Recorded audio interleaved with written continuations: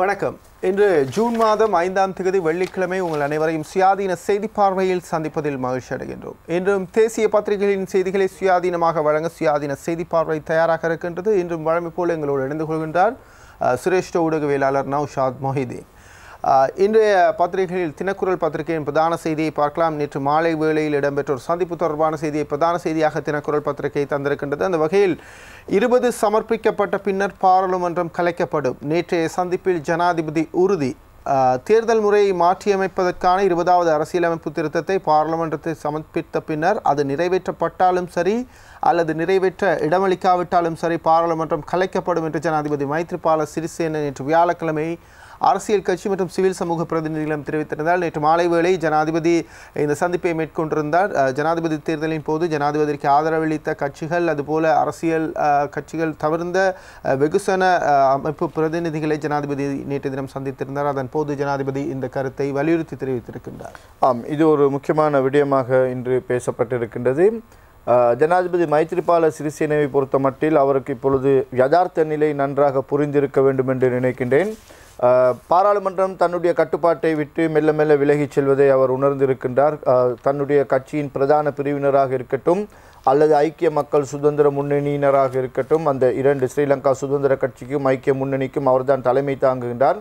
ஆனால் ஒரு பிரிவு அதில் அவற்றுள் ஸ்ரீலங்கா சுதந்திர கட்சிக்குள்ளும் ஐக்கிய மக்கள் சுதந்திர முன்னணிக்குள்ளும் ஒரு பிரிவினர் தொடர்ந்து முன்னாள் ஜனாதிபதி மஹிந்த ராஜபக்சவுக்கு ஆதரவான கோஷங்களை எழுப்பிக் கொண்டு அவருடைய பின்னால் சுற்றி கொண்டு திரிவதை காணக்கூடியதாக இருக்கின்றது.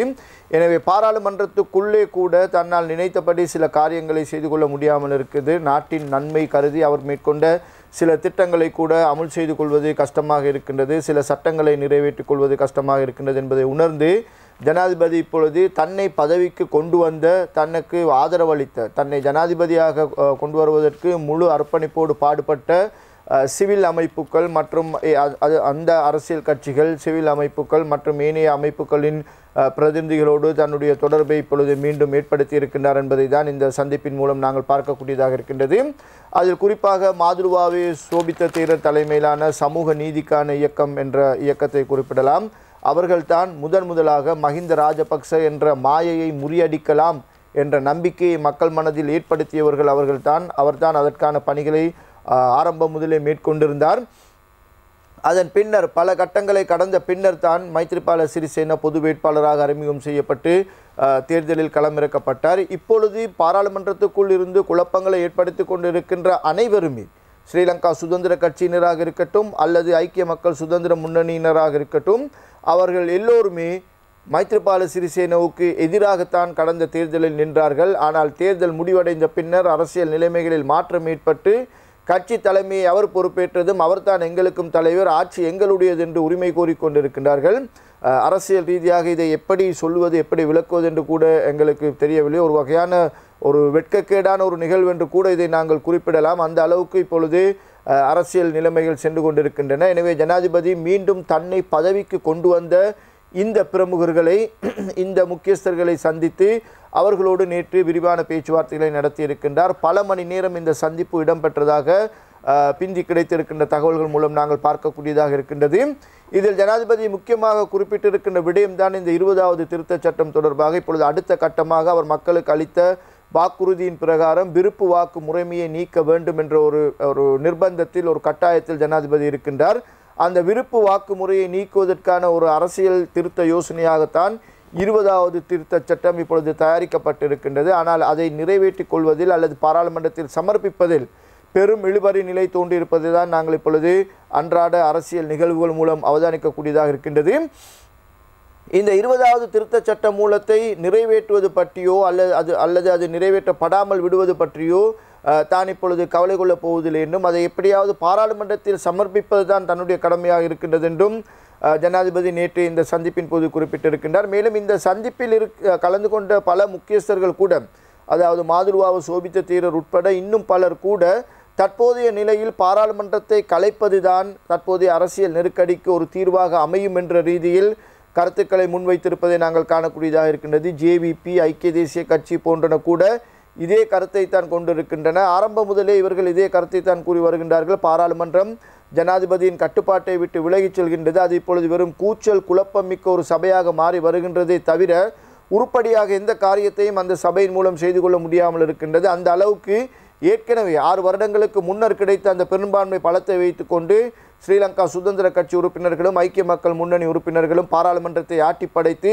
மக்களுடைய விருப்பத்துக்கு மாறாக, மக்கள் வழங்கிய புதிய ஆணைக்கு மாறாக செயற்பட்டு கொண்டிருப்பதை தான் நாங்கள் அவதானிக்கக்கூடியதாக இருக்கின்றது. எனவே பாராளுமன்றத்தை கலைக்க வேண்டும் என்ற கோரிக்கை இப்பொழுது மேலும் வலுவடைந்து வருகின்ற நிலையில் தான் ஜனாதிபதி இந்த சந்திப்பை நடத்தி இருக்கின்றார். இந்த சந்திப்பின் போது முக்கியமாக பேசப்பட்டிருக்கின்ற விடயமாக அமைந்திருப்பது இந்த 20வது திருத்தச் சட்டம் தொடர்பானது தான்.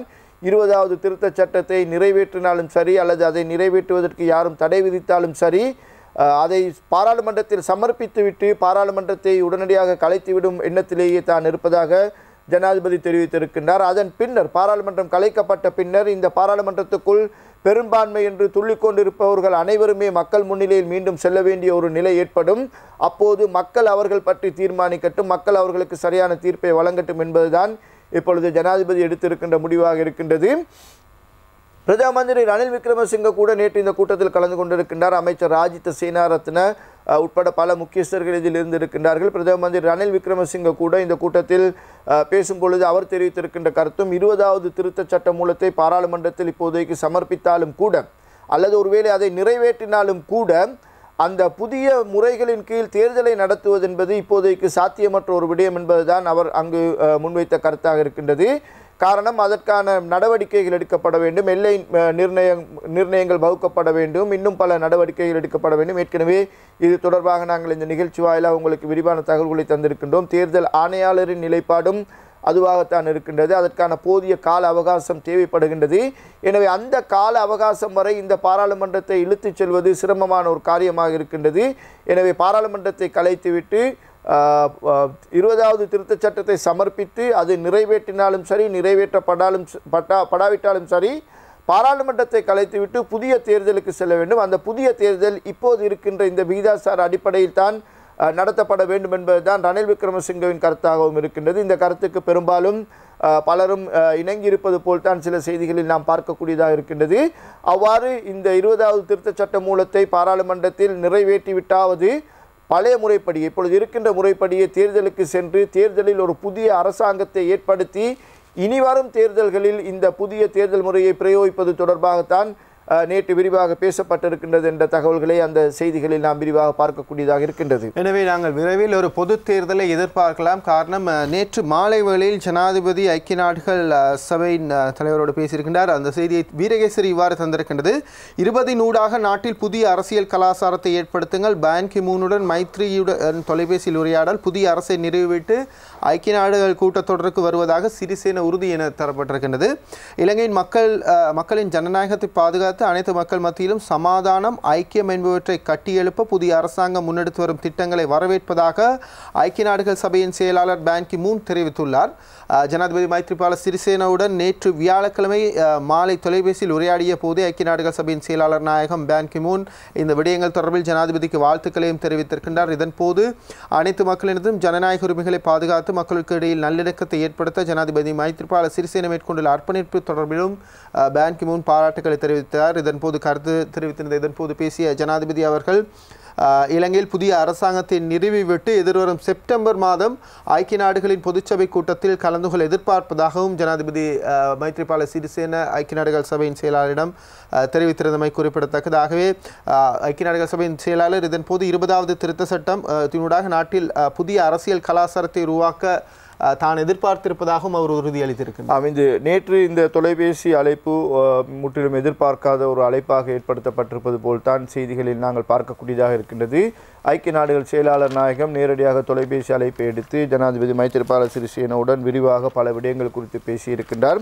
அதில் முக்கியமாக இந்த நாட்டில் நல்லாட்சியை மீண்டும் ஏற்படுத்துவதற்கு ஜனாதிபதி மைத்ரிபால சிறிசேன எடுத்த அர்ப்பணங்களையும், அவர் மேற்கொண்ட அர்ப்பணங்களையும், அவர் தியாகத்தோடு மேற்கொண்ட முயற்சிகளையும் ஐக்கிய நாடுகள் செயலாளர் நாயகம் வெகுவாக பாராட்டியிருக்கின்றார். அதேபோல் 20வது திருத்தச் சட்ட மூலத்தையும் நிறைவேற்றி நாட்டு மக்களின் அபிலாஷைகளை நிறைவேற்றுவதற்கு நீங்கள் முயற்சிகளை எடுக்க வேண்டும் என்றும், அதற்காக தான் ஜனாதிபதி மைத்ரிபால சிறிசேனவுக்கு வாழ்த்துக்களை தெரிவிப்பதாகவும் பான் கி மூன் தெரிவித்திருக்கின்றார். ஜனாதிபதி மைத்ரிபால சிறிசேனவும் இந்த 19வது திருத்தச் சட்ட மூலத்தை நிறைவேற்றியது போலவே 20வது திருத்தச் சட்ட மூலத்தையும் நிறைவேற்றுவது தான் தன்னுடைய முக்கிய பணியாக இருக்கும் என்றும் அதற்காக தான் ஏற்கனவே பணியாற்றிய பிரகாரம் முழுமையான அர்ப்பணிப்புடன் தொடர்ந்தும் பணியாற்றுவதற்கு தான் உறுதி பூண்டிருப்பதாக செயலாளர் நாயகம் பான் கி மூனிடம் தெரிவித்திருக்கிறார். அது மட்டுமல்ல, அடுத்த ஐக்கிய நாடுகள் மனித உரிமை ஆணைக்குழுவின் அமர்வு குறித்தும் இங்கு இரு தலைவர்களும் விரிவாக கருத்து பரிமாறல்களை மேற்கொண்டிருக்கின்றார்கள்.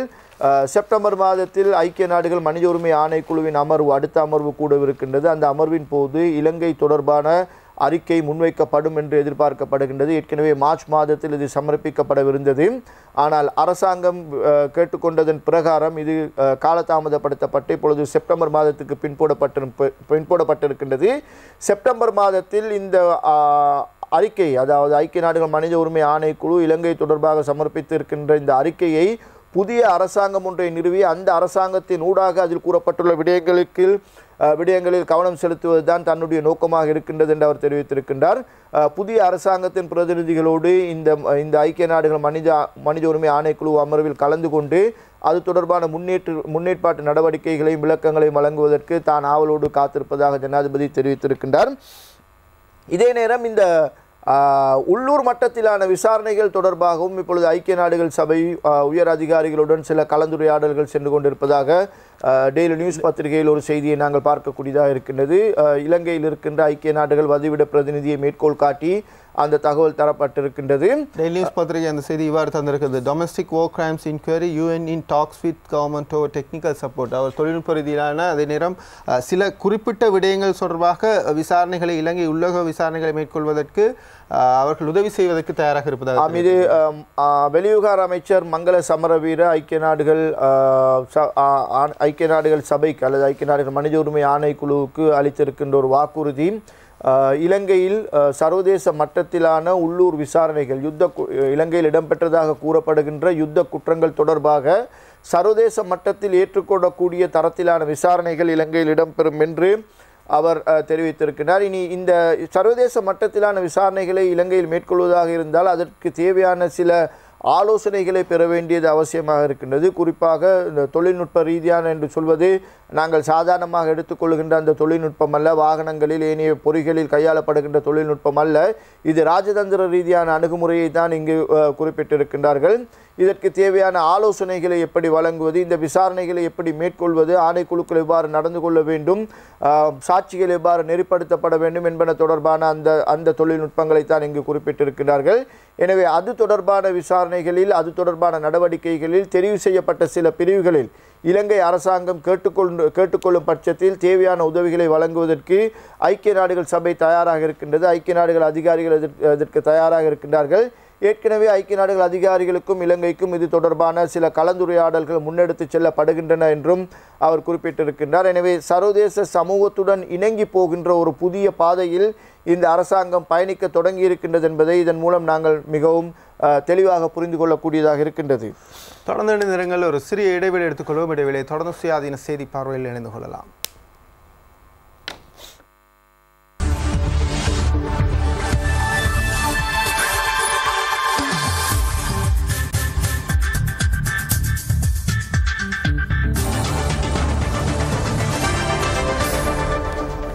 தேசிய பத்திரிகைகளின் செய்திகளை சுயாதீனமாக வழங்கும் சுயாதீன செய்தி பார்வையோடு இணைந்திருக்கின்றீர்கள். சுயாதீன செய்தி பார்வையில் அடுத்ததாக நாங்கள் முன்னாள் ஜனாதிபதி மஹிந்த ராஜபக்ஷ அரசியலுக்கு மீண்டும் வருவது தொடர்பாக, தேர்தலில் மீண்டும் போட்டியிடுவது தொடர்பாக பல விடயங்கள் பேசப்பட்டிருக்கின்றன. அதே வேளையில் நேற்று முன்தினம் முன்னாள் ஜனாதிபதி மஹிந்த ராஜபக்ஷவை தெரிவித்திருக்கின்றார், விகாரைகளில் மாத்திரம் இருந்து வரும் என்னை மீண்டும் அரசியல் மேடையேற்ற சிலர் முயற்சித்து வருவதாக முன்னாள் ஜனாதிபதி மஹிந்த ராஜபக்ஷ தெரிவித்ததாக ஒரு செய்தி தெரிவிக்கின்றது. நேற்று முன்தினம் அவர் அந்த ஒரு மேடையில் விகாரைக்கு செல்லும் போது ஒரு மேடையில் உரையாற்றும் போது இந்த விடயத்தை அவர் தெரிவித்திருக்கின்றார். நேற்று முன்தினம் இடம்பெற்ற மக்கள் சந்திப்பில் கலந்து கொண்டும் போதே அவர் இதனை தெரிவித்திருப்பதாக அந்த செய்தி தெரிவிக்கின்றது. அதேவேளை அந்த செய்தியோடு தொடர்பட்டதாக வீரகேசரி பத்திரிகையின் பிரதான பக்கத்தில் செய்தி ஒன்று வந்திருக்கின்றது. மஹிந்த எம்பியாவது கூட எமக்கு அச்சம் தருவதாக உள்ளது. இது முன்னாள் ஜனாதிபதி மஹிந்த ராஜபக்ஷ பிரதமராகுவதனை விட பாராளுமன்ற உறுப்பினராவது கூட எமக்கு பயத்தை ஏற்படுத்துகின்றது என்று மின்சக்தி மற்றும் எரிசக்தி ராஜாங்க அமைச்சர் பாலித்த ரங்கே பண்டார தெரிவித்திருக்க கருத்தை வீரகேசரி தெரிவித்திருக்கின்றது. வீரகேசரியின் பிரதான செய்தி கூட இதனோடு சம்பந்தப்படுத்தியதாக இருக்கின்றது. மஹிந்த மீண்டும் வந்தால் பழிவாங்கும் படலம் தொடரும். ஜேவிபி அறிவிப்பு. அரசாங்கத்தில் திருப்தி இல்லை எனவும் தெரிவிப்பு என தெரிவிக்கப்பட்டிருக்கின்றது. மஹிந்த கூட்டணியின் இனவாத பிரசாரங்களின் மூலமான மஹிந்த மீண்டும் அதிகாரத்தை கைப்பற்ற முயற்சிக்கின்றார். மஹிந்த மீண்டும் ஆட்சியை கைப்பற்றினால் பலர் பழிவாங்கப்படுவார்கள் என மக்கள் விடுதலை முன்னணியின் பொதுச் செயலாளர் டில்வின் சில்வா தெரிவித்திருக்கின்றார். பிரதமர் ரணிலுக்கு எதிரான நம்பிக்கையில்லா பிரேரணையை ஆதரிப்பது தொடர்பாக நாம் இன்னும் தீர்மானிக்கவில்லை என அந்த இடத்தில் அவர் குறிப்பிட்டிருக்கின்ற அவர் நேற்று நடத்தப்பட்ட செய்தியாளர் சந்திப்பின் போது இந்த விடயங்களை தெரிவுபடுத்தியிருக்கின்றார். தேசிய அரசாங்கம் அமைய பெற்று 5 மாதங்களை கடந்தும் இந்த அரசாங்கத்தில் மக்களுக்கான எந்த செயற்பாடுகளும் இடம்பெறவில்லை. 100 நாட்கள் வேலை திட்டத்தில் அதற்கான கதைகளை கூறி மக்களை ஏமாற்றி விட்டனர் என அரசாங்கத்தை சாடியிருக்கின்ற அவர் மஹிந்த ராஜபக்ஷ மீண்டும் ஆட்சிக்கு வந்தால் பலர் பழிவாங்கப்படுவார்கள் எனவும் தெரிவித்திருக்கின்றார். இது ஜேவிபியின் செயலாளர் நாயகம் டில்வின் சில்வா நேற்று நடத்திய செய்தியாளர் மாநாட்டில் தெரிவித்த கருத்து. 2 முக்கிய விடயங்களை அவர் இங்கு குறிப்பிட்டிருப்பதை நாங்கள் காணக்கூடியதாக இருக்கின்றது. மஹிந்த ஆதரவு பிரிவினர் பாராளுமன்றத்தில் குழப்பங்களை ஏற்படுத்தி வருகின்றார்கள். எதையுமே செய்ய விடாமல் அவர்கள் தடுத்து வருகின்றார்கள். தேவையற்ற சில விடயங்களை கூட மிகவும் பெரிதாக்கி அதை முக்கியத்துவப்படுத்தி இந்த அரசாங்கத்தின் செயற்பாடுகளை முன்னெடுத்து செல்ல முடியாமல் தடைக்கல்லாக இருந்து வருகின்றார்கள் என்று அவர் குறிப்பிட்டிருக்கின்றார். அதே நேரம் அரசாங்கத்துக்கு வழங்கப்பட்ட ஆணையும் ஏப்ரல் மாதம் 23ஆம் தேதியோடு முடிவடைந்து விட்டது. அந்த ஆணைக்கு பிறகு அவர்கள் தொடர்ந்தும் பதவியில் இருப்பதோ அல்லது இந்த பாராளுமன்றத்தை தொடர்ந்தும் நீடிக்க செய்வதோ கூட சட்டவிரோதமானது என்பதுதான் ஜேவிபி நிலைப்பாடாக இருக்கின்றது. பாராளுமன்றம் தொடர்ந்து நீடித்து செல்வதை தங்களால் ஏற்க முடியாது என்பதுதான் அவர்களுடைய கருத்தாக இருக்கின்றது. 19வது திருத்த சட்டத்தின் மூலம் சுயாதீன ஆணைக்குழுக்களை உருவாக்குவதற்கான ஏற்பாடுகள் செய்யப்பட்டிருக்கின்றன. இதில் பிரதானமான ஏற்பாடு அரசியல் சாசன சபையாக இருக்கின்றது. முதலில் அரசியல் சாசன சபையை ஸ்தாபிக்க வேண்டும். அதன் பிறகுதான் ஏனைய ஆணைக்குழுக்களை ஸ்தாபிக்க முடியும். அதன் கீழ்தான் ஏனைய ஆணைக்குழுக்கள் செயற்பட தொடங்கும். ஆனால் அரசியல் சாசன சபையை ஸ்தாபிப்பதற்கு இந்த மஹிந்த ஆதரவு பிரிவினர் பாராளுமன்றத்தில் தடையாக இருப்பதன் காரணமாக ஏனைய ஆணைக்குழுக்களும் செயற்பட முடியாத ஸ்தாபிக்கப்பட முடியாத ஒரு மோசமான நிலை தோன்றியிருக்கின்றது. இது பாராளுமன்றத்துக்குள் ஏற்படுத்தப்பட்டிருக்கின்ற ஒரு அராஜகமான நிலை என்று அவர் குறிப்பிட்டிருக்கின்றார். இந்த நிலையில் அரசாங்கம் கவனம் செலுத்த வேண்டும். இந்த விடயங்களில் அரசாங்கம் கவனம் செலுத்த வேண்டும். இந்த ஆணைக்குழுக்களை சுயாதீன ஆணைக்குழுக்களை தேர்தல் ஆணைக்குழு, போலீஸ் ஆணைக்குழு, பொது சேவைகள் ஆணைக்குழு, நிதி ஆணைக்குழு, கணக்காய்வு ஆணைக்குழு என இந்த பிரதான ஆணைக்குழுக்களை நியமிக்காமல் மீண்டும் ஒரு தேர்தலை சந்திப்பது தான் மஹிந்த பிரிவினரின் எண்ணமாக இருக்கின்றது என்றும் அது ஒரு தீய எண்ணமாக இருந்து கொண்டிருக்கின்றது என்றும் சுட்டிக்காட்டி இருக்கின்றார். அதே நேரம் அவர் தன்னுடைய கருத்துக்களுக்கு 20வது திருத்த சட்டத்தை நிறைவேற்ற வேண்டும், இந்த ஆணைக்குழுக்களை நியமிக்க வேண்டும் என்று கூறுகின்ற அதே நேரம் பாராளுமன்றம் உடனடியாக கலைக்கப்பட வேண்டும் என்றும் கூறியிருக்கின்றார். பாராளுமன்றத்தை உடனடியாக கலைத்தால் இந்த ஆணைக்குழுக்களை ஸ்தாபிப்பது வெறும் கனவாகத்தான் போகும். எனவே பாராளுமன்றத்தை உடனடியாக கலைப்பது என்பதும் இந்த ஆணைக்குழுக்களை ஸ்தாபித்தல் என்பதும் ஒன்றோடொன்று தொடர்புபட்ட விடயமாக இருக்கின்றது. எவ்வாறாயினும் பாராளுமன்றத்தை தொடர்ந்து நீடிக்க முடியாது என்றும் அரசாங்கத்தின் மீது பழி சுமத்தி கொண்டு ஜேவிபி தெரிவித்திருக்கின்ற கருத்துக்களை தான் டில்வின் சில்வாவுடைய அந்த செய்தியாளர் மாநாட்டில் பார்க்கக்கூடியதாக இருக்கின்றது. அவர்களை பொறுத்த மட்டில் இந்த பாராளுமன்றம் உடனடியாக கலைக்கப்பட வேண்டும் என்கின்றார்கள். ஆனால் இன்னும் ஒரு புறத்தில் அதே டில்வின் சில்வா 20வது திருத்த சட்டமும் நிறைவேற வேண்டும், ஆணைக்குழுக்களும் ஸ்தாபிக்கப்பட வேண்டும் என்கிறார். எனவே 20ம் நிறைவேறி ஆணைக்குழுக்களும் ஸ்தாபித்தால் பாராளுமன்றத்தை கலைப்பது என்பது தாமதப்படுத்த வேண்டிய விடயமாக இருக்கும். ஜனாதிபதி குறிப்பிட்டிருப்பது போல் பாராளுமன்றத்தில் சமர்ப்பித்து விட்டு வேண்டுமானால் கலைக்கலாம் என்ற ஒரு நிலைப்பாடு தான் இப்பொழுது புதிதாக ஏற்படுத்தப்பட்டிருக்கின்ற நிலைப்பாடாக இருக்கின்றது. ஆனால் ஜேவிபியை பொறுத்த மட்டில் உடனடியாக அது கலைக்கப்பட வேண்டும் என்று அவர் கூறியிருக்கின்றார். மேலும் இன்னொரு கருத்தும் அவர் தெரிவித்திருக்கின்றார். 100 நாள் வேலை திட்டத்தின் கீழ் மக்களுக்கு அளிக்கப்பட்ட வாக்குறுதிகள் பல இன்னமும் நிறைவேற்றப்படாமல் இருக்கின்றன, அவையும் நிறைவேற்றப்பட வேண்டும் என்கின்றார். எனவே அவருடைய கருத்துக்களை கூட்டி கழித்து பார்க்கின்ற பொழுது அவரே ஒன்றோடொன்று முரண்பட்டு கருத்துக்களை முன்வைத்திருப்பதைத்தான் நாங்கள் பார்க்கக்கூடியதாக இருக்கின்றது. முன்னால் சொல்லுகின்ற விடயத்துக்கும் பின்னால் சொல்லுகின்ற விடயத்திற்கும் தொடர்பு இருக்கின்றது. ஆனால் அந்த தொடர்பு இல்லாதது போல் அவர் கதைத்திருப்பதைத்தான் அந்த செய்தியாளர் மாநாட்டில் கிட்டத்தட்ட உளறி இருக்கின்றார் என்று கூட சொல்லலாம். அந்த அளவுக்கு முன்னுக்கு பின் முரண்பாடான கருத்துக்களை அவர் முன்வைத்திருப்பதை அதில் நாங்கள் விரிவாக பார்க்கக்கூடியதாக இருக்கின்றது. இதோட வேடிக்கையான விஷயம், நேற்றைய தினம் கூட அந்த டலசலக பெருமை மீண்டும் ஒரு ஊடகவியலாளர் சந்திப்பை வைத்து தெரிவித்திருக்கின்றார். 20வது திருத்த சட்டம் ஆணைக்குழுக்களை நியமிப்பது இவ்வாறு பல்வேறுபட்ட சர்ச்சைக்குரிய விடயங்களை நிறைவேற்றிக் கொள்ளலாம். ஆனால் ஸ்ரீலங்கா சுதந்திர கட்சியினோ அல்லது பொதுஜன ஐக்கிய மக்கள் சுதந்திர முன்னணியினதோ ஒரு தலைவரை பிரதமராக்க வேண்டும் என்று அவர் அதில் நேற்றைய தினம் ஊடகவியலாளர் சந்திப்பின் போது சில பெயர்களையும் குறிப்பிட்டிருந்தார். எதிர்க்கட்சித் தலைவர் நிமால் சிறிபால் டி சில்வா, தினேஷ் குணவர்தன இவர்கள் போன்றவர்கள் யாராவது ஒருவருக்கு அந்த பிரதமர் பதவியை வழங்கலாம் எனவும், நிமால் சிறிபால் டி சில்வா பின் கதவால் கொண்டு வர தேவையில்லை, அவருக்கு அதுக்கு தகுதி இருக்கின்றது என்றும் ஒரு விரிவான ஒரு ஊடகவியலாளர் சந்திப்பை வைத்து தான் தெரிவித்திருந்தார். அரசாங்கத்தை வைத்துக்கொண்டு ஒரு தேர்தலுக்கு செல்வதற்கு அவர்கள் மிக ஆர்வமாக இருப்பது அதில் காணக்கூடியதாக இருக்கின்றது. இதனோடு சம்மந்தப்படுத்தியதாக நாங்கள் இந்த விடயத்தையும் எடுத்துக்கொள்ளலாம். தினமின பத்திரிகையில் தந்திருக்கின்ற செய்தி, டிவி உப்புல்ட ரட்டகமான் தகனம், இது தென் மாகாண சபையின் மாகாண சபை உறுப்பினர் ஒருத்தர் தெரிவித்த கருத்து. நிதி குற்ற புலனாய்வு பிரிவுக்கு எதிராக அவர் தெரிவித்த ஒரு கருத்து, மஹிந்த ராஜபக்ஷ மீண்டும் பிரதமரானால் நிதி குற்ற புலனாய்வு பிரிவு அதிகாரிகள் அனைவரையும் கல்களால் அடித்து கொள்ள வேண்டும் ஒரு வினோதமான ஒரு மூர்க்கமான கருத்தை அவர் வெளியிட்டிருந்தார். அதற்கு எதிராக இப்போது நடவடிக்கை எடுக்கப்பட்டிருக்கின்றது. அவருக்கு வெளிநாடு செல்வதற்கு தடை விதிக்கப்பட்டிருக்கின்றது. ஒரு இனவாத ரீதினா அதே நேரம் ஒரு கடுமையான கருத்தாக அது பார்க்கப்படும். இது உண்மையிலேயே அவர் ஒரு பொது வைபவத்தில் பேசும்பொழுதுதான் இந்த கருத்தை தெரிவித்திருக்கின்றார். தென் மாகாண சபையில் தென் மாகாணத்தில் நான் நினைக்கின்றேன் போக்குவரத்து அமைச்சராக அவர் இருக்கின்றார் என்று, டிபி உப்புல் என்பவர் தென் மாகாணத்தின் போக்குவரத்து அமைச்சர் என்று நினைக்கின்றேன். ஒரு மாகாண அமைச்சர் ஒருவருடைய வாய்களிலிருந்து வரக்கூடிய வார்த்தைகள் அவர் மிகவும் காரசாரமான வார்த்தைகளை பிரயோகித்திருக்கின்றார். குறிப்பாக இவர்கள் எல்லோருடைய அந்த எதிர்கருத்தும் எஃப்சிஐடியை நோக்கியதாக இருப்பதைத்தான் நாங்கள் அவதானிக்கக்கூடியதாக இருக்கின்றது. எஃப்சிஐடி தான் இப்பொழுது அவர்களுக்கு பாரிய சவாலாக மாறி இருக்கின்றது. எஃப்சிஐடியின் சாதாரண கான்ஸ்டபிள் தொடக்கம் டிஐஜி வரை நடுத்தெருவில் நிறுத்தி வைத்து கல்லால் எறிந்து கொள்ளுவோம் என்று அவர் தெரிவித்திருக்கிறார். கொல்லப்பட வேண்டும் என்று கூட அவர் கூறவில்லை, நாங்கள் கொள்ளுவோம், அதற்கான தருணத்தை எதிர்பார்த்து கொண்டிருக்கின்றோம், முன்னாள் ஜனாதிபதியை மீண்டும் பிரதமராக்கி இதனை நாங்கள் நிறைவேற்றுவோம் என்று அவர் வெளிப்படையாக கூறியிருக்கின்றார். குற்றவியல் தண்டனை சட்டத்தின் கீழ் இது ஒரு பாரிய குற்றச்செயலாக கருதப்படுகின்றது. போலீஸ் அதிகாரிகளுக்கு விடுத்திருக்கின்ற அச்சுறுத்தல், ஒரு அரசாங்க அதிகாரி தன்னுடைய கடமையை செய்வதற்காக விடுக்கப்பட்டிருக்கின்ற அச்சுறுத்தல், பொதுவாக மக்களை கொலை செய்வோம் என்று விடுக்கப்பட்டிருக்கின்ற கொலை அச்சுறுத்தல், இப்படி எத்தனையோ குற்றங்களை சுமத்தலாம் என்று போலீஸ் ஊடக பேச்சாளர் தெரிவித்திருக்கின்றார். அதற்கான நடவடிக்கைகள் இப்பொழுது எடுக்கப்பட்டு வருகின்றன.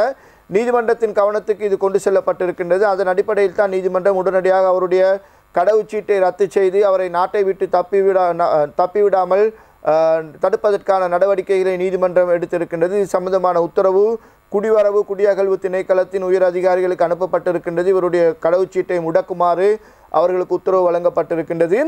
மஹிந்த அணியில் ஒரு பிரிவினர் பழிவாங்குவதற்கு தயாராக இருக்கின்றார்கள் என்பதை இதன் மூலம் நாங்கள் மிக தெளிவாக தெரிந்து கொள்ளக்கூடியதாக இருக்கின்றது. இந்த அரசாங்கத்தினால் பழிவாங்கப்பட்டதாக கூறப்படுபவர்கள் பற்றிய ஒரு பட்டியலை தாங்கள் இப்பொழுது தயாரித்து கொண்டிருப்பதாகவும் அவர்களுக்கு அடுத்த அரசாங்கத்தில் நிவாரணம் வழங்குவோம் என்றும் மனுஷ நாணயக்கார நேற்று ஒரு செய்தியாளர் மாநாட்டில் பேசும்போது தெரிவித்திருக்கின்றார். ஐக்கிய தேசிய கட்சி சார்பாக தென் மாகாணத்திலிருந்து போட்டியிட்டு அதன் பின்னர் வந்து மஹிந்த தரப்போடு இணைந்து கொண்டவர் தான் மனுஷ நாணயக்கார. அவரும் இப்பொழுது இந்த கருத்தை முன்வைத்திருப்பதை நாங்கள் பார்க்கக்கூடியதாக இருக்கின்றது.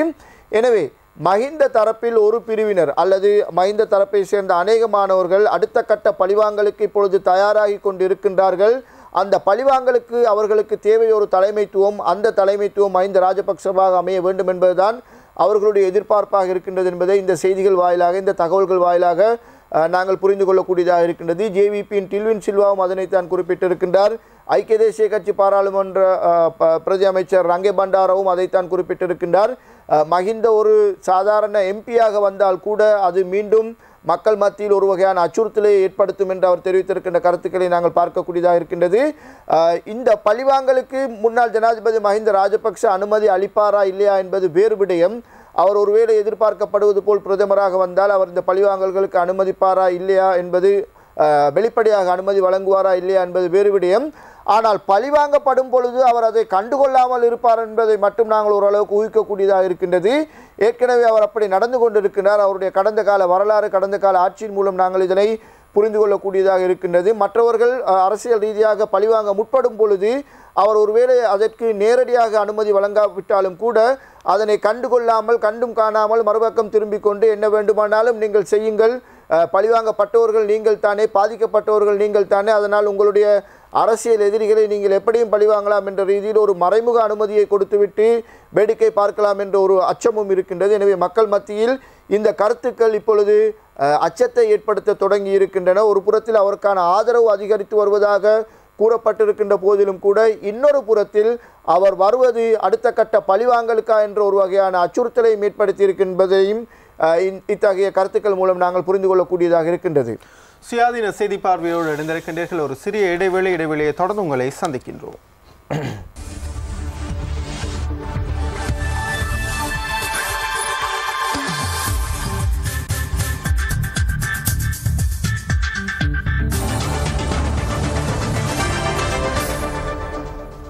தேசிய பத்திரிகைகளின் செய்திகளை சுயாதீனமாக வழங்கும் சுயாதீன செய்தி பார்வையில் அடுத்ததாக நாங்கள் மலையக அரசியல் இப்போது சூடுபிடிக்க தொடங்கியிருக்கிறது. மலையக அரசியல் நிலவரங்களும் இப்போது சற்று தேர்தலை நோக்கி பயணிக்க தொடங்கியிருக்கின்றது என்று காணக்கூடியதாக இருக்கின்றது.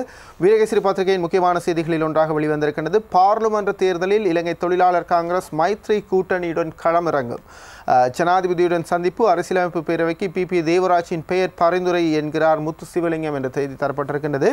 இலங்கை தொழிலாளர் காங்கிரஸ் ஆனது எதிர்வரும் பாராளுமன்ற தேர்தலில் ஜனாதிபதி மைத்ரிபால சிறிசேன தலைமையிலான கூட்டணியில் போட்டியிடும் என ஜனாதிபதியிடம் நேரடியாக அறிவித்திருப்பதாக நம்பகரமாக தெரிய வந்துள்ளது. இதேவேளை அரசியலமைப்பு பேரவைக்கு உள்வாங்குவதற்கென இந்திய வம்சாவளி மக்களை பிரதிநிதித்துவப்படுத்தும் வகையில் முன்னாள் அமைச்சரும் கோபியோம்பின் ஆட்சிமன்ற உறுப்பினருமான பிபி தேவராஜின் பெயரை பிரேரித்திருப்பதாக காங்கிரசின் தலைவர் முத்து சிவலிங்கம் தெரிவித்திருக்கின்றார். இலங்கை தொழிலாளர் காங்கிரசின் பிரதிநிதிகள் நேற்று வியாழக்கிழமை ஜனாதிபதி மைத்ரிபால சிறிசேனவை சந்தித்து பேச்சுவார்த்தை நடத்தியிருக்கின்றார்கள். இப்பேச்சுவார்த்தையின் போது தலைவர் முத்து சிவலிங்கம், பொதுச் செயலாளர் ஆறுமுகன் தொண்டுவான் உள்ளிட்ட முக்கியஸ்தர்கள் கலந்து கொண்டிருக்கின்றார்கள். இதன் போது பல்வேறுபட்ட விடயங்கள் பேசப்பட்டிருக்கின்றது.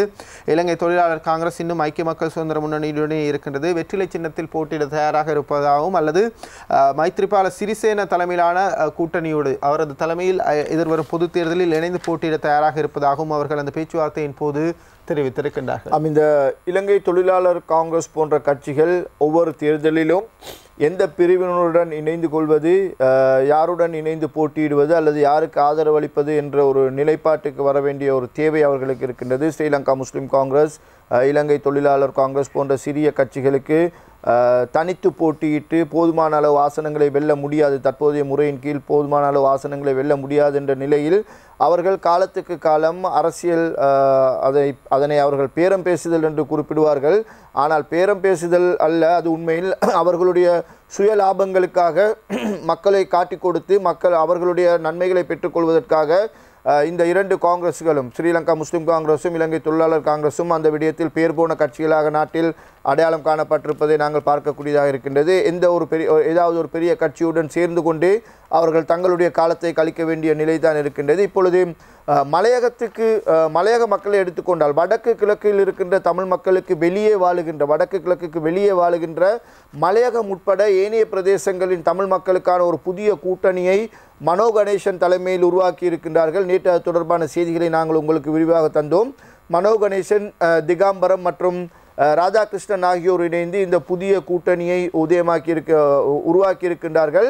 அவர்கள் இப்பொழுது மிகவும் பலத்தோடு செயற்பட தொடங்கி இருக்கின்றார்கள் என்பதை நாங்கள் அவர்கள் விடுத்திருக்கின்ற அந்த அறிவித்தல்கள் மற்றும் செய்திகள் மூலம் பார்க்கக்கூடியதாக இருக்கின்றது. இதனால் பெரிதும் பாதிக்கப்படும் ஒரு கட்சி தான் இலங்கை தொழிலாளர் காங்கிரஸாக இருக்கின்றது என்பது யதார்த்த ரீதியாக அரசியலை நாங்கள் பார்க்கின்ற பொழுது புரிந்து கொள்ளக்கூடிய ஒரு விடயமாக இருக்கின்றது. எனவே இலங்கை தொழிலாளர் காங்கிரஸுக்கு இப்பொழுது ஒரு கட்டாய தேவை ஏற்பட்டிருக்கின்றது. ஏதாவது ஒரு அணியுடன் இப்போதே சேர்ந்து கொள்ள வேண்டும், அது தொடர்பான ஒரு முடிவை எடுக்க வேண்டும். அப்பொழுதுதான் அவர்கள் அரசியலில் தங்களுடைய இருப்பை தக்க வைத்து கொள்ளலாம் என்ற ஒரு நிலை தோன்றியிருக்கின்றது. காரணம், சில வேளை இந்த புதிய கட்சிகள் தோற்றம் பெற்று புதிய கருத்துக்கள், புதிய சிந்தனைகள் மக்கள் மத்தியில் முன்வைக்கப்படுகின்ற பொழுது அதன்பால் ஒரு கவர்ச்சி ஏற்படுவது, ஈர்ப்பு ஏற்படுவது அரசியலில் நாங்கள் சாதாரணமாக தொடர்ந்து கண்டு வருகின்ற ஒரு விடயமாக இருக்கின்றது. எனவே அந்த ஈர்ப்பின் பக்கம் மக்கள் சாய்கின்ற பொழுது பழைய கட்சிகள், ஏற்கனவே இருக்கின்ற கட்சிகள் நிலைகுலைய தொடங்கிவிடும், அவை தடுமாற தொடங்கிவிடும் என்பதும் இலங்கையின் அரசியல் வரலாற்றில் நாங்கள் அவ்வப்போது கவனித்து வருகின்ற விடயமாக இருக்கின்றது.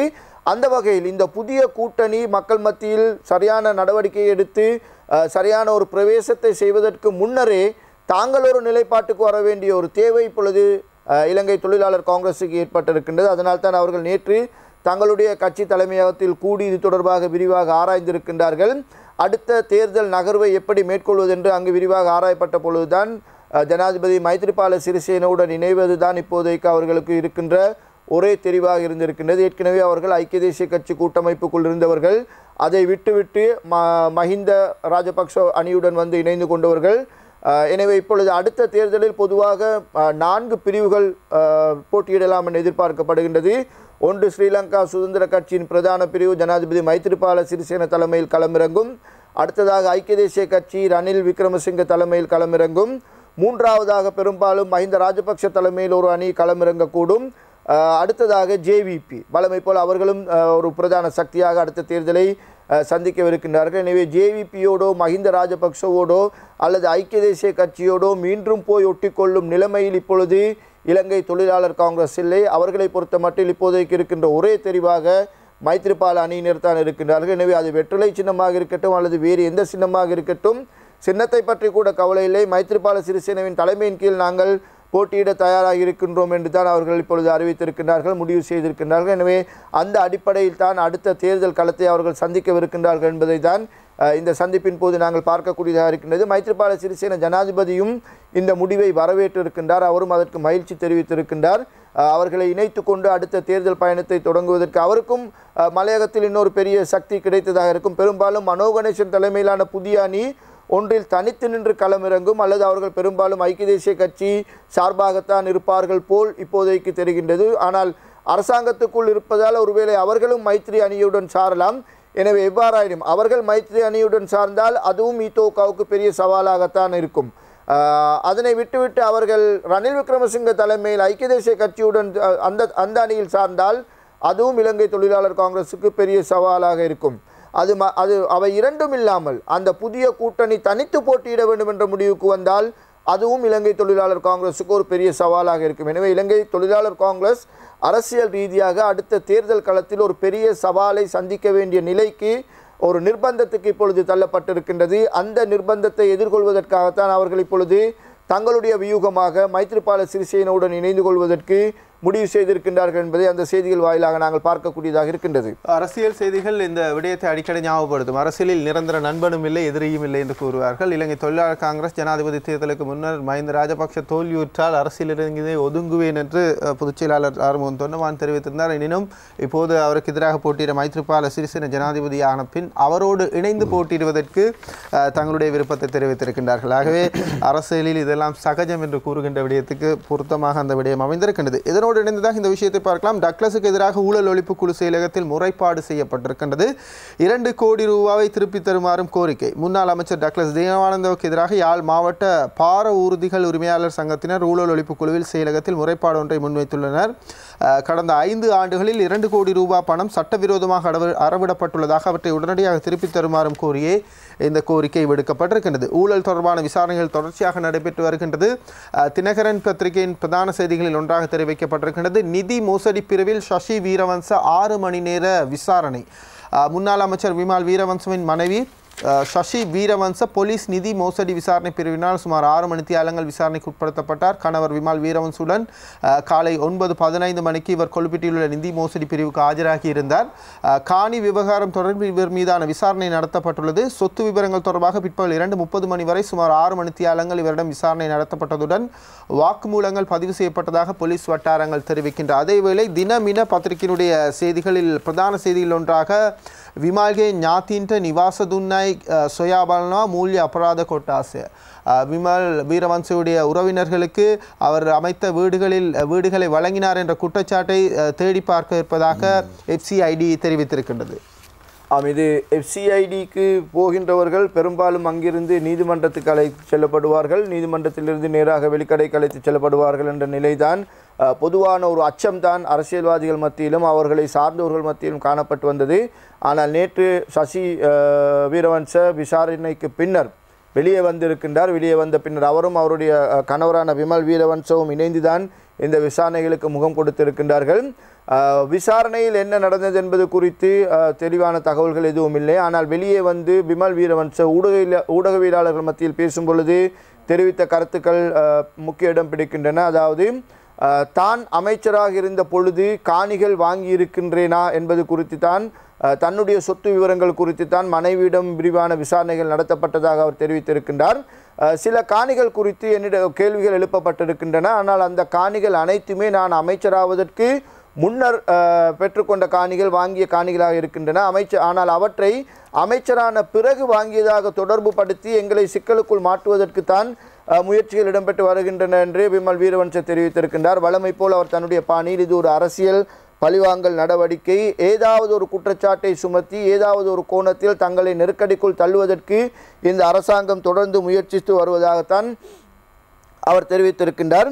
இந்த விசாரணைகள் FCIDயில் சுமார் 6 மணித்தியாலத்துக்கு மேலாக இடம்பெற்று வந்த அதே வேளை கொழும்பு மேஜிஸ்ட்ரேட் நீதிமன்றத்தில் வீரவன்ச தொடர்பாக விமல் வீரவன்ச தொடர்பாக இன்னொரு வழக்கும் தாக்கல் செய்யப்பட்டிருக்கின்றது. அது மாதிவல பிரதேசத்தில் வீடமைப்பு நிர்மாணத்துறை அமைச்சினால் நிர்மாணிக்கப்பட்டு கையளிக்கப்பட்ட வீடுகள் தொடர்பானதாக இருக்கின்றது.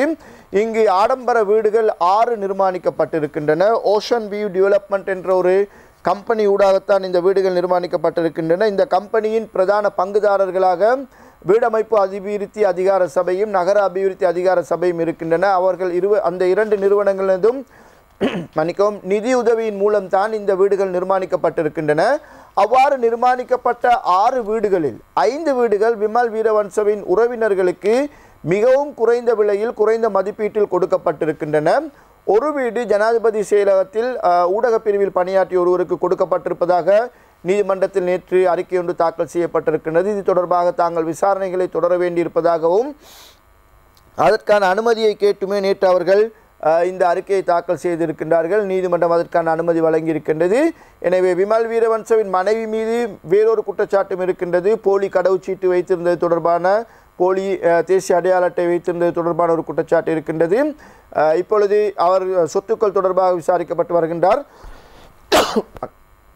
அடுத்த கட்டமாக விமல் வீரவன்ச இந்த வீடுகளை கையளித்தமை தொடர்பாக இப்பொழுது வருகின்றது. எனவே விமல் வீரவன்சவை சுற்றி பல குற்றச்சாட்டுக்கள் சுமத்தப்பட்டு வருவதை நாங்கள் அவதானிக்கக்கூடியதாக இருக்கின்றது. ஒருவேளை விமல் வீரவன்ச கூறுவது போல் இவை தன்னை நெருக்குதலுக்கு உள்ளாக்கும் ஒரு திட்டமாக சோடிக்கப்பட்ட குற்றச்சாட்டுகளாக இருக்கலாம் என்றும் அவர் கூறுகின்றார். அதனையும் கருத்தில் கொள்ள வேண்டியிருக்கின்றது. எவ்வாறாயினும் அவர் மீது இவ்வாறான குற்றச்சாட்டுகள் இருக்கின்றன என்பதையும் மறக்க முடியாது. இந்த சசி வீரவன்ச நேற்று வழங்கிய வாக்குமூலங்கள் தொடர்பாக கூட போலீசார் தெரிவித்திருக்கின்ற கருத்தில் அது தொடர்பாக விரிவாக தாங்கள் ஆராய்ந்து வருவதாகவும் அந்த வாக்குமூலத்தில் தங்களுக்கு திருப்தி ஏற்படாத பட்சத்தில் அடுத்த கட்டமான சட்ட நடவடிக்கைகள் குறித்து தாங்கள் ஆராயவிருப்பதாகவும் போலீசாரை மேற்கோள் காட்டி சில தகவல்கள் வெளியாகி இருப்பதையும் அந்த செய்திகளில் நாம் விரிவாக பார்க்கக்கூடியதாக இருக்கின்றது. பல விசாரணைகள் அடுத்த கட்டத்தை நோக்கி நகர்ந்து கொண்டிருக்கிறது. அவற்றில் ஒன்றுதான் இந்த ரகர் வீரர் தாஜுதீனின் மரணம் தொடர்பான விசாரணை. தினகரன் பத்திரிகை பிரதானமாக செய்தியை தந்திருக்கின்றார்கள். டெய்லி நியூஸ் பத்திரிகையிலும் அந்த செய்தி பிரதானப்படுத்தப்பட்டிருக்கின்றது.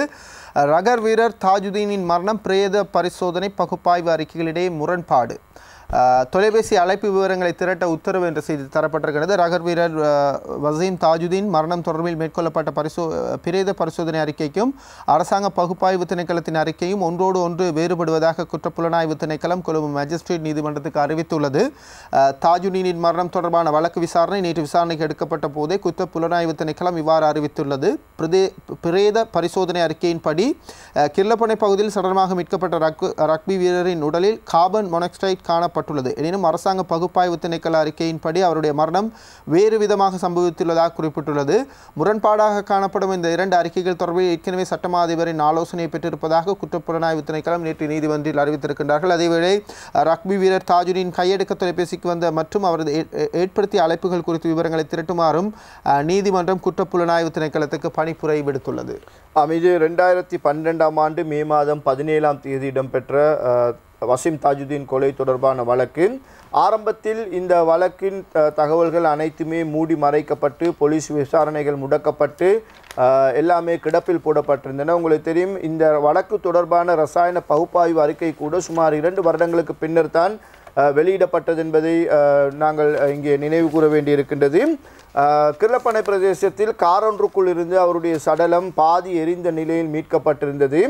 இப்பொழுது இது ஒரு கொலை என்பது இந்த விசாரணைகள் மூலம் தெரிய வந்திருக்கின்றது. அதாவது புதிய அரசாங்கம் பதவிக்கு வந்த பின்னர் இந்த கொலை வழக்கு தொடர்பான விசாரணைகள் மேலும் துரிதப்படுத்தப்பட்டு இது நடந்திருப்பது ஒரு விபத்தல்ல. ஆரம்பத்தில் விபத்து என்று அது மூடி மறைக்கப்பட்டது. ஆனால் இது விபத்தல்ல, இது ஒரு கொலை என்பதை இப்பொழுது போலீசார் ஊர்ஜிதம் செய்திருக்கின்றார்கள். இந்த கொலையோடு ஒரு முக்கிய பிரமுகருக்கு சம்பந்தம் இருப்பதாக ஏற்கனவே சந்தேகங்கள் வெளியாகியிருந்தன. இப்பொழுது அந்த சந்தேகங்கள் வலுவடைந்திருக்கின்ற நிலையில் தான் நேற்று நீதிமன்றத்தில் இது தொடர்பான வழக்கு மீண்டும் விசாரணைக்கு வந்த பொழுது மேலதிக விசாரணைகளுக்கு நீதிவான் உத்தரவிட்டிருக்கின்றார். பிரேத பரிசோதனை அறிக்கைக்கும் அரச பகுப்பாய்வு திணைக்களத்தின் அறிக்கைக்கும் இடையில் பாரிய முரண்பாடுகள் இருக்கின்றன. ஒருவேளை இது கொலை என்று போலீசார் கூறுவது உறுதியாக இருந்தால் அந்த கொலையை யார் செய்தார்கள், கொலைகாரர்களிடம் தாஜுதீன் எப்படி சிக்கினார், எதற்காக அல்லது யாருடைய தேவைக்காக இந்த கொலை இடம்பெற்றது, சடலத்தை அந்த இடத்துக்கு கொண்டு வந்தவர்கள் யார், சடலம் எவ்வாறு அங்கு போடப்பட்டது, இவ்வாறு பல கேள்விகளுக்கு போலீசார் விடை காண வேண்டிய தேவை இருக்கின்றது. ஒருவேளை இவர் கடத்தி செல்லப்பட்டாரா, கொலையாக இருந்தால் இவர் கடத்தி செல்லப்பட்டாரா அல்லது தந்திரமாக ஏதாவது ஒரு இடத்துக்கு வரவழைக்கப்பட்டாரா என்ற ஒரு சந்தேகமும் இருக்கின்றது. எனவே இவற்றை தெரிந்து கொள்வதற்காகத்தான் இப்பொழுது நீதிமன்றம் இவருடைய தொலைபேசி விவரங்களை பரிசீலிக்குமாறு போலீசாருக்கு உத்தரவு பிறப்பித்திருக்கின்றது. புலனாய்வு பிரிவினருக்கு இந்த உத்தரவு வழங்கப்பட்டிருக்கின்றது.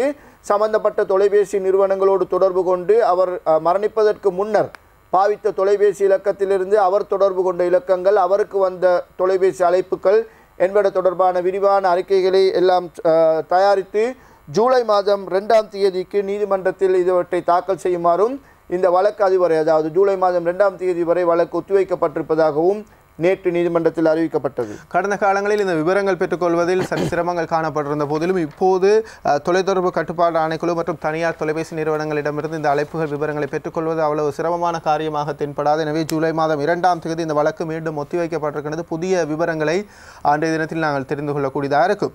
அந்த செய்தியோடு நாங்கள் சர்வதேச செய்திகளை பார்க்கலாம். சீனாவில் கப்பல் ஒன்று மூழ்கி இருக்கிறது. நூற்றுக்கணக்கான பேர் காணாமல் போயிருக்கின்றார்கள். அந்த கப்பல் இப்போது தலைகீழாக இருப்பது கண்டுபிடிக்கப்பட்டிருக்கிறது. அந்த கப்பல் நிமிர்த்தப்படுவதற்கான முயற்சிகள் மேற்கொள்ளப்பட்டு வருகின்றன. இது கடந்த வாரம் சீனாவின் யாங்ஷே நதியில் பயணம் செய்து கொண்டிருந்த உள்ளூர் பயணத்தில் ஈடுபட்டிருந்த ஒரு கப்பல் தான் இவ்வாறு தலைகீழாக இந்த ஆற்றில் யாங்ஷே நதியில் கவிழ்ந்திருக்கின்றது. இந்த கப்பல் கடலில் கவிழ்ந்த பொழுது அதில் சுமார் 456 பேர் பயணம் செய்திருக்கின்றார்கள். கடந்த பல தினங்களாக மேற்கொள்ளப்பட்ட மீட்பு நடவடிக்கைகளின் மூலம் இதுவரை 14 பேர் மட்டுமே உயிருடன் மீட்கப்பட்டிருக்கின்றார்கள். எனவே ஏனையவர்கள் கடந்த சில தினங்களாகியும் இங்கு மோசமான காலநிலை, தண்ணீர் மட்டம் அதிகரிப்பு என்பன காரணமாக இவர்கள் பெரும்பாலும் ஏனையவர்கள் 400க்கும் மேற்பட்டவர்கள் உயிரிழந்திருக்கலாம் என்ற அச்சம் ஏற்பட்டிருக்கின்றது. பெரும்பாலும் அவர்கள் உயிரிழந்து விட்டார்கள் என்ற முடிவுக்கு அதிகாரிகள் வந்திருக்கின்றார்கள். அதனால்தான் இந்த தலைகீழாக கவிழ்ந்த கப்பலை இப்பொழுது மீண்டும் நேராக நிமிர்த்தி அது தொடர்பான விசாரணைகளை, மேலதிக விசாரணைகளை மேற்கொள்வதற்கு நடவடிக்கைகள் எடுக்கப்பட்டிருக்கின்றது. கப்பலில் கயிறுகள் கட்டப்பட்டு அந்த கப்பலை மீண்டும் பழைய நிலைக்கு, நேரான நிலைக்கு கொண்டு வருவதற்கான முயற்சிகளில் நேற்று அதிகாரிகள் ஈடுபட்டிருந்த போது எடுக்கப்பட்ட காட்சிகளைத்தான் இங்கு பார்க்கக்கூடியதாக இருக்கின்றது. ஒருவேளை உயிர் தப்பியவர்கள் அல்லது காணாமல் போயிருப்பவர்கள் இந்த 14 பேரை தவிர ஏனையவர்கள் இந்த கப்பலுக்குள்ளேயே சிக்கி இருக்கலாமோ என்ற ஒரு அச்சம் கூட இப்பொழுது ஏற்பட்டிருக்கின்றது. அதனால் தான் கப்பலை பழைய நிலைக்கு கொண்டு வந்து மேலதிக தேடுதல்களை நடத்துவதற்கு முடிவு செய்யப்பட்டிருப்பதாக அந்த செய்திகளில் நாம் பார்க்கக்கூடியதாக இருக்கின்றது. அந்த செய்தியோடு நாங்கள் கார்ட்டூன்களை பார்க்கலாம். இன்றைய தினம் பத்திரிகையுடைய கார்ட்டூன் இவ்வாறு தெரிவிக்கின்றது. லோக பரிசர தின உலக சுற்றாடல் தினத்தை முன்னிட்டு இந்த கார்ட்டூன் தரப்பட்டிருக்கின்றது.